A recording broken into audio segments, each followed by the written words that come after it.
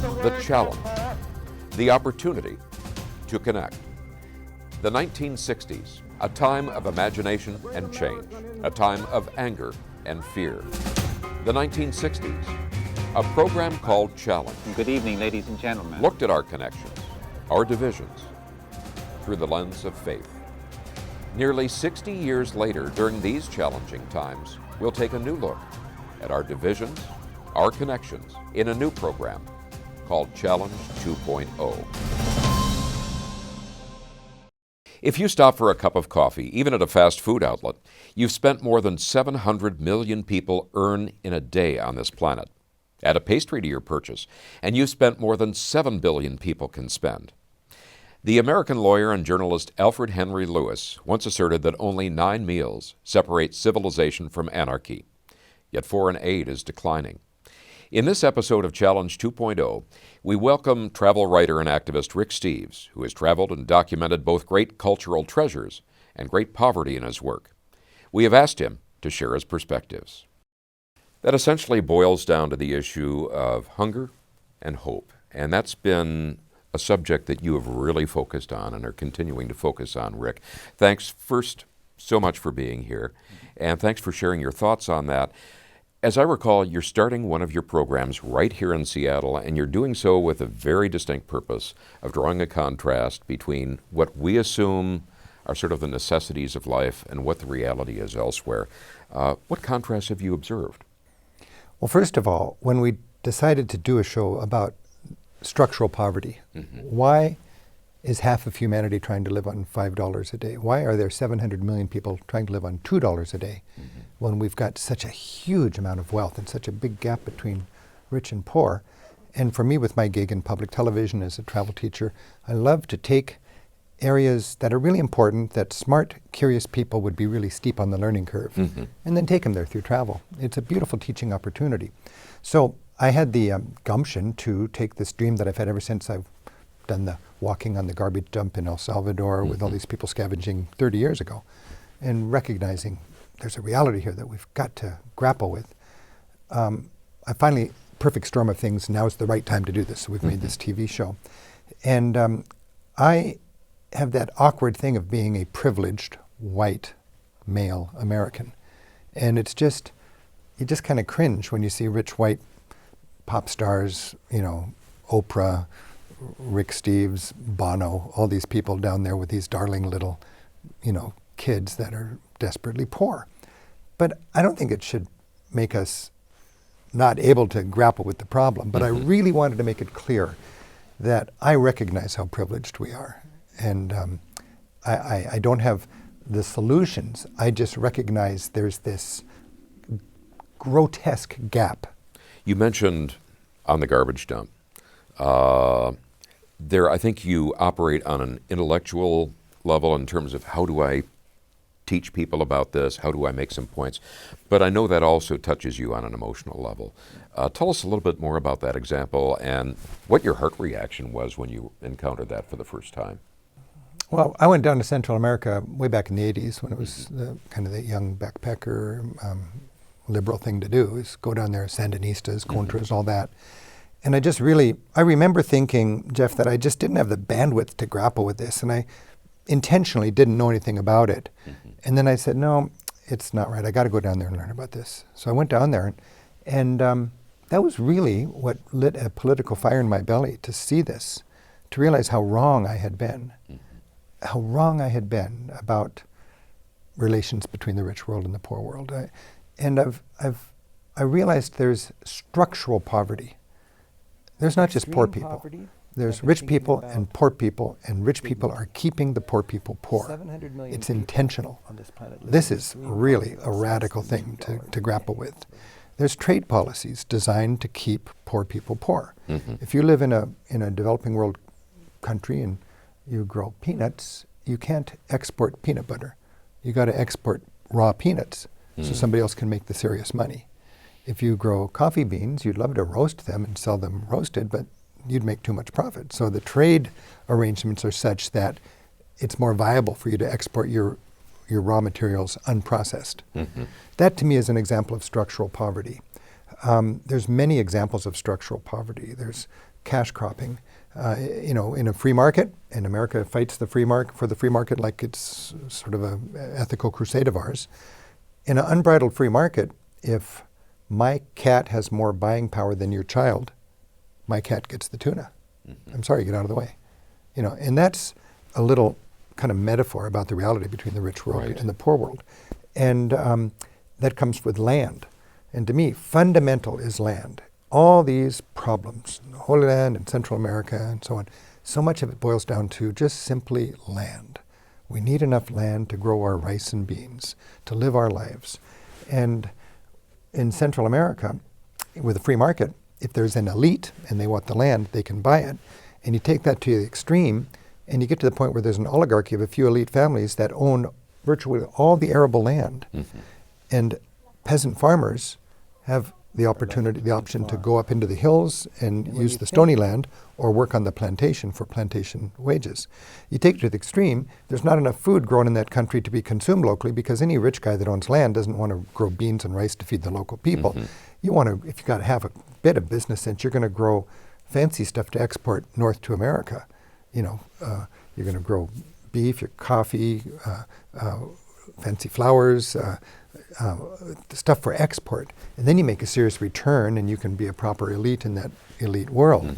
The consequence is you've got landless peasants in a cycle of poverty where they're working on the plantation for plantation wages.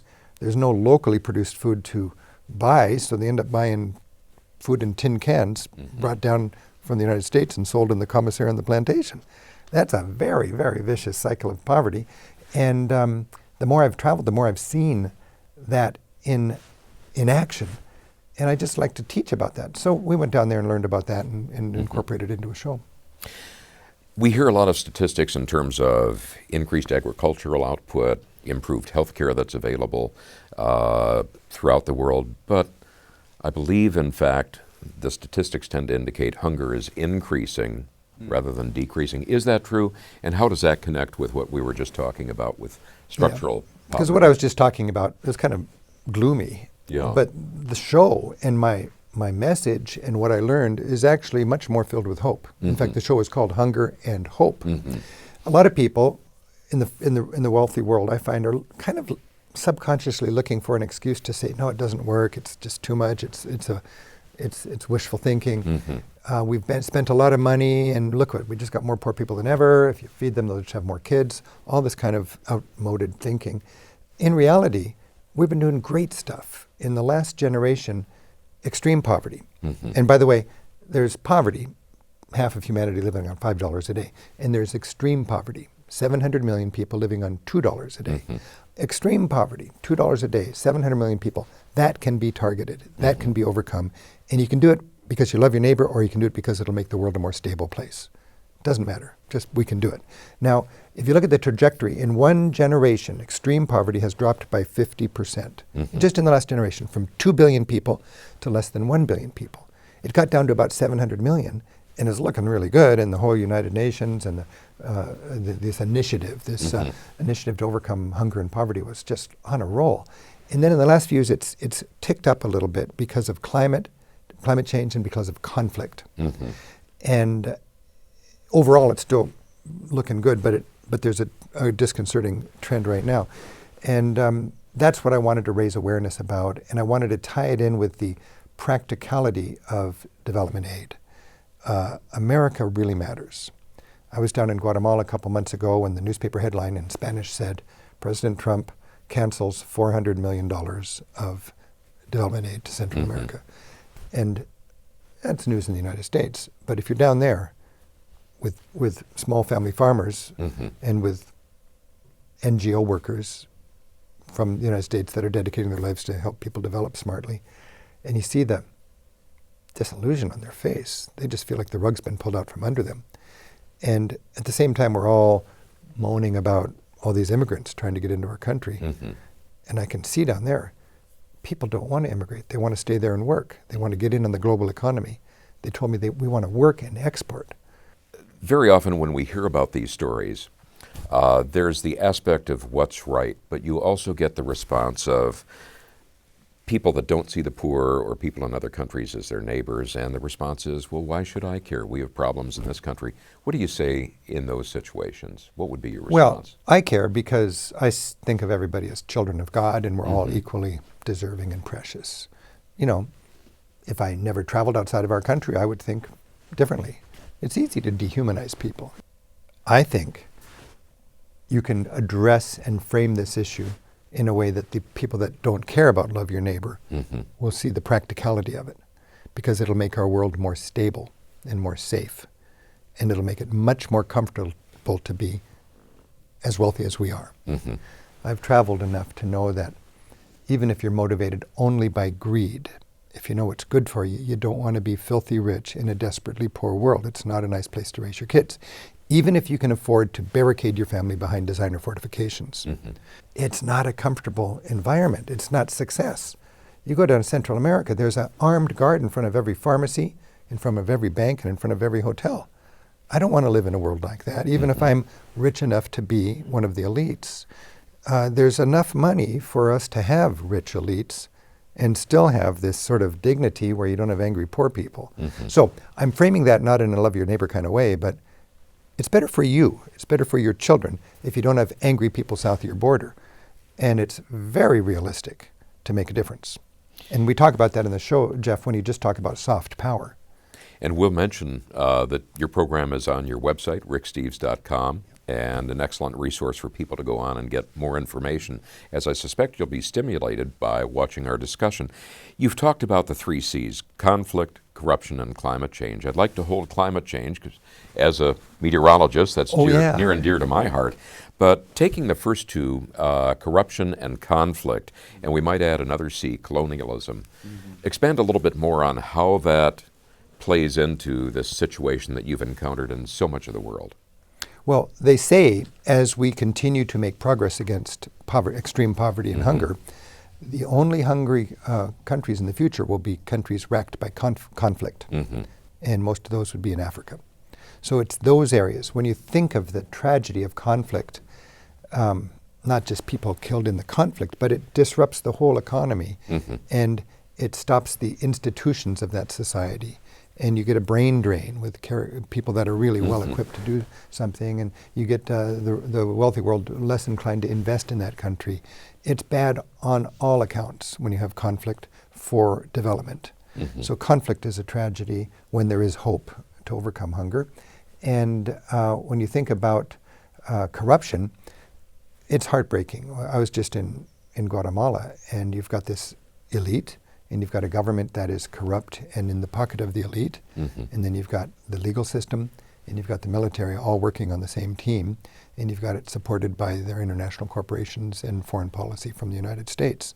It's a pretty tough team to attack if you're looking out for the rights of 80% of your society.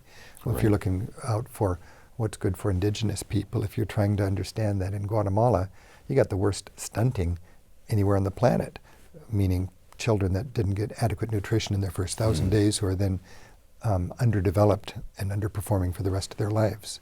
You know, there's so many low-hanging fruits from a development point of view that will make a country more stable and more able to have a young generation that stays there and works hard and gets educated because there's reason to, there's hope. And the colonialism that you mentioned is a heritage.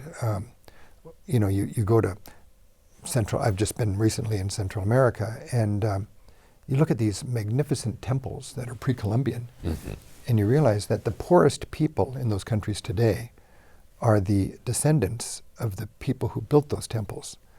It's the European, Hispanic elements of that society that are the upper class, and the indigenous people that are the lower class. And I think 2 of the most poverty-stricken countries in this hemisphere, Bolivia and Guatemala, are also the 2 most indigenous societies.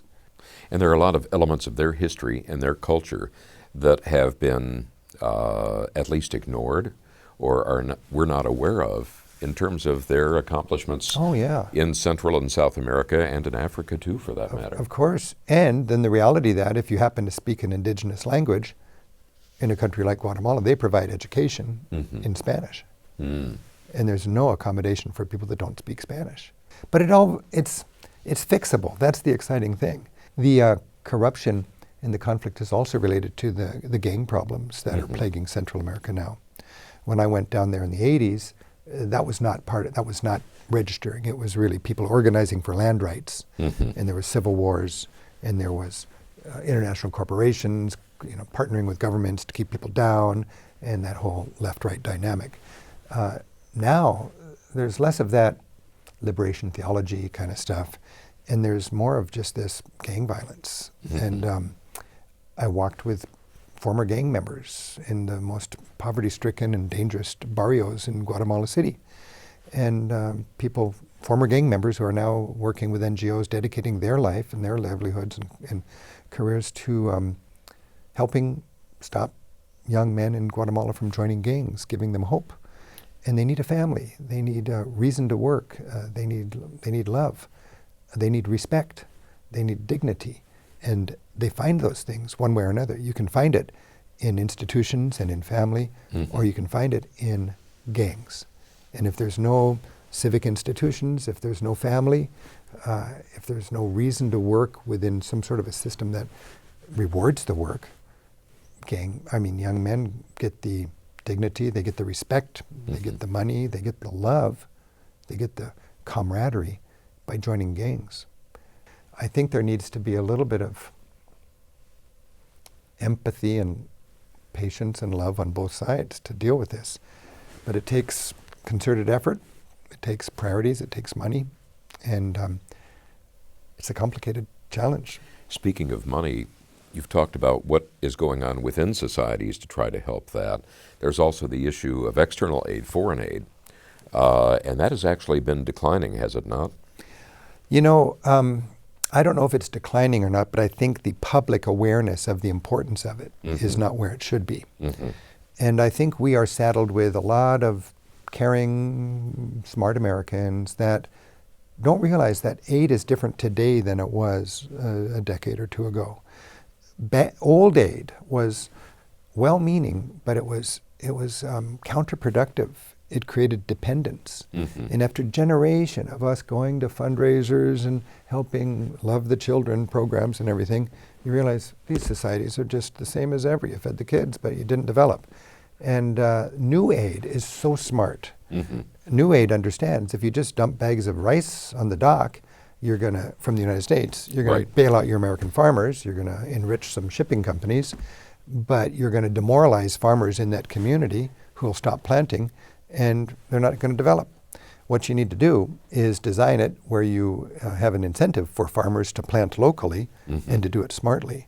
There's so many ways that smart development aid can empower people to be independent.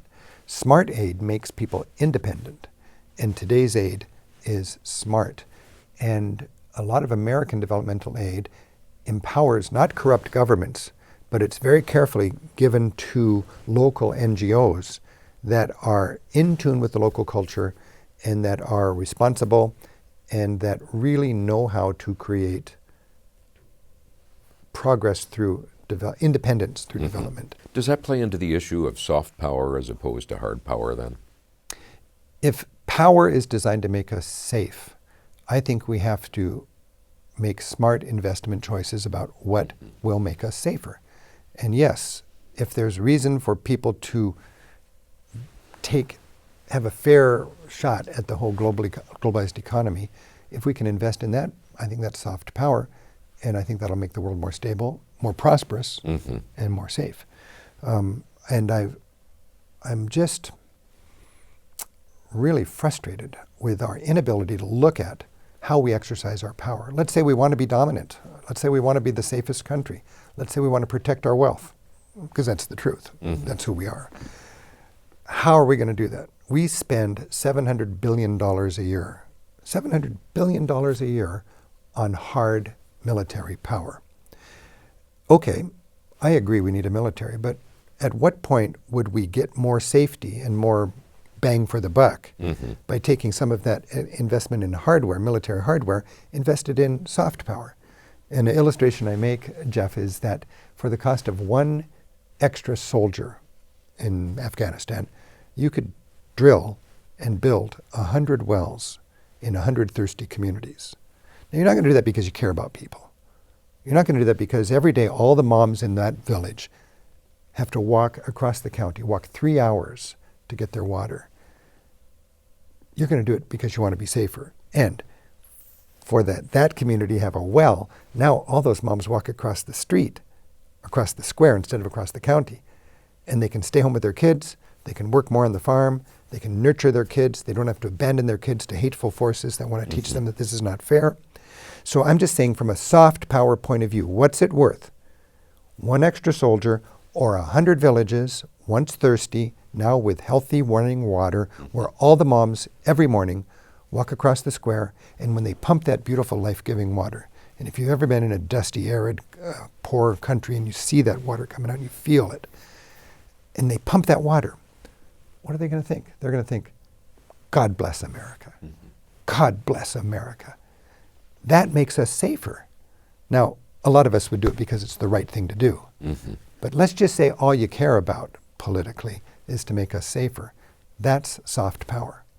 And when you bring up water, that's a very prime example of the third C that you mentioned, and that's climate change. And I know that's been a major focus of your personal issues and personal efforts. Tell us a little bit more about that and your perspectives. Climate change hits the poorest people in the poorest countries the hardest. So that's something I think we've got to be mindful of when we think about climate change. And the good news is that you can invest in what's called climate smart agriculture. And you can help half of humanity, basically, small family farms, do their work in a way that contributes less to climate change. If we're going to deal honestly with climate change, we've got to moderate our lifestyle. We've got to look at fossil fuels, we've got to look at all sorts of things. But one thing we also have to look at is helping the developing world do its daily work in a way that contributes less to climate change. Because just like we contribute, and they contribute a lot, not because they're bad, but just because they're desperate. They don't have the luxury of doing this or that. They got to feed their kids, and this is how they do it. But if we can help them develop in a way where they have a less of a negative impact from a climate change point of view in their environment, that will help the whole world. And there's very easy and practical ways to help that happen. And I think it's a new kind of approach to agriculture called climate smart agriculture. For instance, if families have a smart stove, I saw the poorest people in the poorest parts of these countries have dirt floors with fires on the floor and no chimney. That's not some sort of a poster for some charity. That's the reality for people who are extremely poor, 700 million people. If they would just have a modern stove, a simple elevated stove with a chimney, they would consume less than half the firewood, which would cut the deforestation they cause by half. Plus, with a chimney, they wouldn't be breathing all of this smoke and they wouldn't have so many respiratory problems. It'd be safer for the kids and more dignity for women who could work standing up instead of squatting down. Everything about it is beautiful. And all they need is a little help to learn the importance of this and to get the loans or the aid to get these smart stoves. And you would have less deforestation. When more and more people realize that climate change is going to impact, it's not just going to impact poor people, it's not just going to impact the future, because greedier, less sophisticated minds will not recognize the needs of the future, the need of poor people. It's just this quarterly profit statement that they've got to look at. But sadly, because it's easier to deal with it now than later, but later will come and people will realize that this is impediment to our quarterly profit statements, and then something will happen. But that's not here yet. I should say, Jeff, that as a promoter of travel and a tour organizer, the guy who writes guidebooks, I'm more guilty than most about contributing to the greenhouse effect and climate change, because when we fly, it emits a lot of carbon. And we have an obligation as professionals in travel and as individual travelers to mitigate any particular steps that you recommend? The negative. You can flight shame yourself out of traveling and just stay home. I don't buy that. I still want to travel. I don't need to live a I don't need to compromise all the fun stuff in my world for climate change. But as a businessman, I can create as much good as I create bad. That's mitigation. So my flight to Europe and back, if I invest $30 smartly in what I was just talking about, climate smart agriculture, that will help the developing world be more developed and prosperous, at the same time contribute less to climate change, the same amount that I contribute to climate change when I'm going to Europe and back. So in my company, we take 30,000 people to Europe every year on tours, Rick Steves Europe Tours. $30 times 30,000 people is my bill to be ethical. It should be a government-imposed carbon tax, but our government doesn't do that. That's a whole other discussion. But I can have a self-imposed carbon tax. And that's what I've given myself as a tour organizer. We've created it's called our Climate Smart Initiative. We've made a portfolio of 10 or 11 different organizations.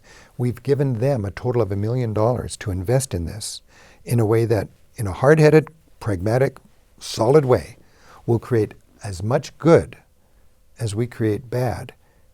That will mitigate what we contribute to the problem and give us the ethical good news of being able to do our travels in a climate neutral way. And that information is available on your website too, I believe. And it's available in a way where we say, steal this, take it from us, put it into your company, don't credit me, and just get ethical about your travels. We look forward to following up on this more. I hope you'll come back and join us again. I'd love to. This has been so much fun. Thank you for joining us, and we hope you'll join us again next week on Challenge 2.0.